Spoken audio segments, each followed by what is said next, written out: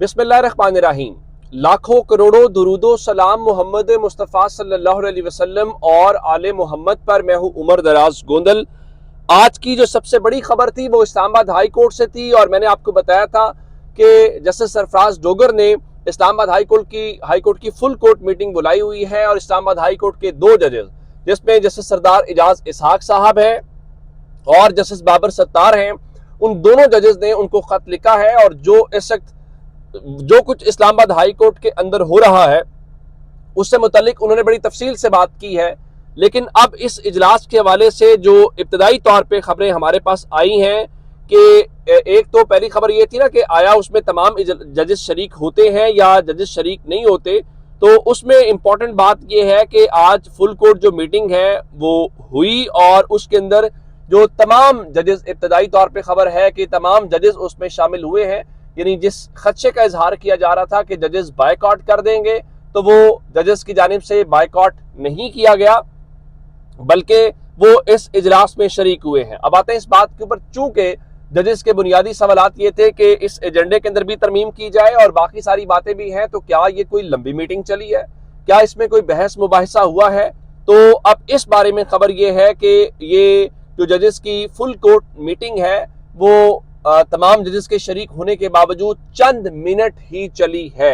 और चंद मिनट चलने के बाद खत्म हो गई है। और इसमें मजीद अभी तक की जो तफसीलात सामने आई हैं उसमें यह है कि आम तौर पे ये होता है कि फुल कोर्ट मीटिंग बुलाने में उन जजेस ने भी इस चीज को सराहा था। तो फुल कोर्ट मीटिंग से आम तौर पे चीजें ठीक होती हैं, लेकिन इस बार यूं लग रहा था कि फुल कोर्ट मीटिंग की वजह से चीजें शायद और बिगड़ेंगी और इम्कान इस वक्त जो जाहिर किया जा रहा है वो जो इजलास इतनी जल्दी खत्म हुआ है उसकी वजह से ही ये नजर आ रहा है। एक बात। दूसरी बात, जो इमरान खान की सेहत को लेकर मैंने आपको पिछली वीडियो में बड़ी तफसील से बताया था कि अब कहा जा रहा है मुख्तलिफ लोग बातें कर रहे हैं, कोई उनको बाहर भेजने की बात कर रहा है, कोई बाकी बात कर रहा है। तो मैंने उस वक्त ये कहा था कि इमरान खान की फैमिली ये बात नहीं कर रही। इमरान खान की फैमिली ये कह रही है कि भाई हमारे जो जाती डॉक्टर्स हैं उनके जरिए उनका चेकअप करवाया जाए। ना वो बनी गाला शिफ्ट करने की बात कर रहे हैं और ना ही वो मुल्क से बाहर जाने की बात कर रहे हैं। तो आज अलीमा खान जो इमरान खान के हवाले से सबसे मौसर गुफ्तगू कर सकती हैं, वो खुद बोल पड़ी हैं और उन्होंने अदालतों के हवाले से तो कहा है, वो पहले भी कहते हैं और पाकिस्तान में उमूमी राय भी ये है कि जो अदालतों का मौजूदा सिस्टम है उनका जी वो जाली है, जो अलीमा खान ने कहा। लेकिन उन्होंने इमरान खान की सेहत से मुतालिक जो बात की है वो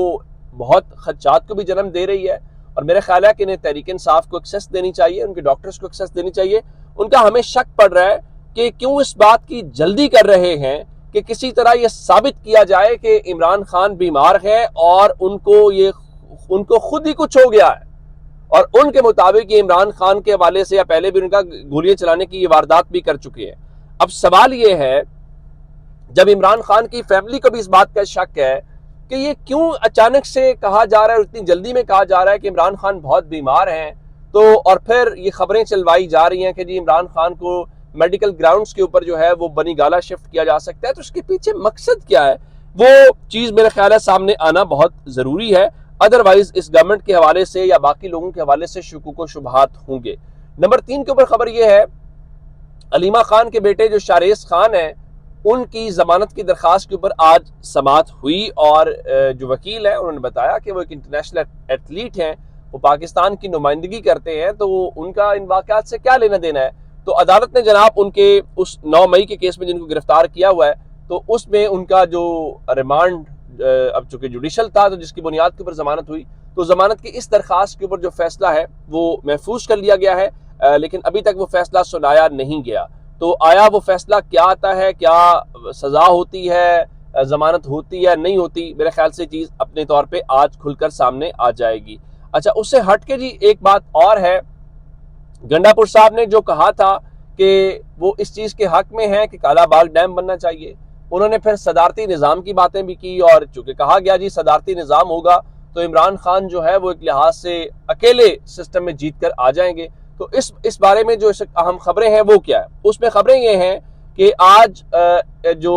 सेक्रेटरी जनरल है पाकिस्तान तहरीक इंसाफ के सलमान अकरम राजा साहब, उन्होंने अली अमीन गंडापुर के बयान से पार्टी को डिस्टेंस कर लिया है। सो जो बातें अली अमीन गंडापुर कर रहे हैं उससे एक बात वाज़ेह हो गई है کہ وہ ان کی ذاتی رائے تو ضرور ہے لیکن پاکستان تحریک انصاف کی پارٹی پالیسی نہیں ہے۔ کیسے؟ انہوں نے کہا جی کالا باغ ڈیم کے اوپر وزیر اعلیٰ خیبر پختونخوا کا جو بیان ہے وہ پارٹی پالیسی نہیں ہے، اور ان کا جی پارٹی اس پر بالکل واضح ہے۔ ایسا پروجیکٹ جس میں دو صوبوں کے درمیان تحفظات ہوں وہ بالکل وفاق کے لیے اچھا نہیں ہے۔ اگر کوئی بات ہوئی ہے تو وہ ذاتی رائے ہو سکتی ہے، نمبر 1۔ نمبر 2، صدارتی نظام کے حوالے سے انہوں نے کہا کہ دیکھیے صدارتی نظام کو رائج کرنے کے لیے فارم 47 کی حکومت کو کوئی آئینی ترمیم منظور کرانے کا استحقاق حاصل نہیں ہے، اور صدارتی نظام بھی پاکستان تحریک انصاف کی پالیسی نہیں ہے۔ اچھا، اس میں یعنی انہوں نے یہ کہہ دیا کہ ایک تو اس حکومت کے پاس یہ رائٹ ہی نہیں ہے کہ وہ جناب اس بارے میں کوئی آئین میں ترمیم کرے۔ دوسرا، انہوں نے صدارتی نظام کے حوالے سے بھی کہا کہ یہ پاکستان تحریک انصاف کی پالیسی نہیں ہے۔ میں آپ کے سامنے ایک بات رکھنا چاہتا ہوں کہ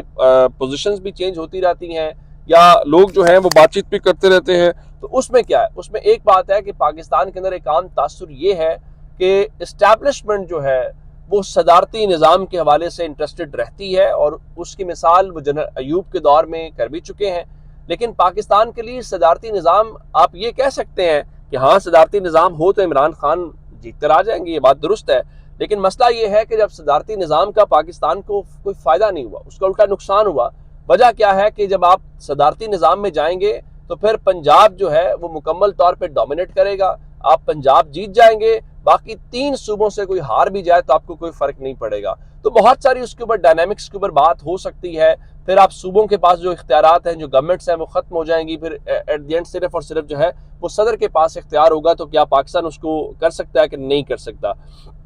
تو یہ اس حوالے سے ایک بات آج سلمان اکرم راجہ صاحب نے ایک اور بھی کی، ان کا کبھی مری میں پلان بن رہے ہیں، کبھی لندن پلان بن رہے ہیں، کہتے ہیں کہ معیشت سنبھل گئی ہے لیکن کسان کو کچل دیا ہے، ڈالر کو مصنوعی طور پہ روکا گیا ہے۔ ہم اب بھی منصوبہ سازوں کو کہتے ہیں، انہوں نے سلمان اکرم راجہ صاحب نے کہا کہ ہوش کے ناخن لیں، لیکن ہوش کے ناخن کون لے؟ آج یہی بات شیخ رشید بھی کر رہے تھے، اور ان کا کہ وکیل بھی سرکاری ہے، گواہ بھی سرکاری ہے، اور فیصلہ بھی سرکاری ہے، تو خدا کے لیے انصاف کو عام کریں۔ دیکھیں اگر اس ملک میں انصاف عام ہو جائے تو پھر ہمارے اس ملک کے اندر بہت سارے مسئلے مسائل حل ہو جائیں، تو لیکن چونکہ پاکستان میں انصاف کو عام نہیں کرنا، پاکستان میں انصاف کو قابو کرنا ہے، تو انہوں نے انصاف کو قابو کیا ہوا ہے، جس کی بنیاد کے اوپر یہ ساری چیزیں آپ کو دکھائی دیتی ہیں۔ 2 خبریں آپ کو اور شیئر کرنی ہیں۔ ایک خبر یہ ہے کہ مریم نواز شریف صاحبہ آج چلی گئی ہیں ملتان، اور بتایا گیا جی وہ ملتان میں جو سیلاب متاثرین ہیں ان سے ملاقاتیں کر رہے ہیں، وہاں پہ دکانیں بند کی، تو انہوں نے کہا جی دکانیں کے حوالے سے ڈی سی کے اوپر انہوں نے برہمی کا اظہار کیا، بالکل ویسے ہی جیسے کل پھالیا منڈی بہاؤدین کے اندر مسجد کے اوپر مریم نواز صاحبہ کی تصویر لگنے کے اوپر ڈی سی کی انہوں نے سرزنش کی، تو ان کا جی میں یہ بالکل گوارا نہیں کروں گی کہ میرے دور میں کسی کو تکلیف ہو۔ میرا خیال ہے کہ ان کے اس بیان کو پڑھ کر ڈاکٹر یاسمین راشد جیل میں ضرور مسکرائیں گے۔ مریم نواز صاحبہ یہ اسپرٹ رکھتی ہیں۔ ایک خبر اور ہے کہ بلاول بھٹو زرداری جو ہے جی کل سے وہ پنجاب اور سندھ کے جو متاثرہ علاقے ہیں جی ان کے دوروں کا آغاز کر رہے ہیں، وہ لاہور جائیں گے، وہ سیالکوٹ جائیں گے، وہ فیصل آباد جائیں گے، ملتان جائیں گے، مظفر گڑھ میں نقصانات کا جائزہ لیں گے۔ تو اب اگر وہ پنجاب آئیں گے تو اس کے اوپر پنجاب گورنمنٹ کا کیا رد عمل ہوگا، یہ بھی بڑا انٹرسٹنگ ہوگا۔ اپنا بہت سارا خیال رکھے گا۔ خدا حافظ۔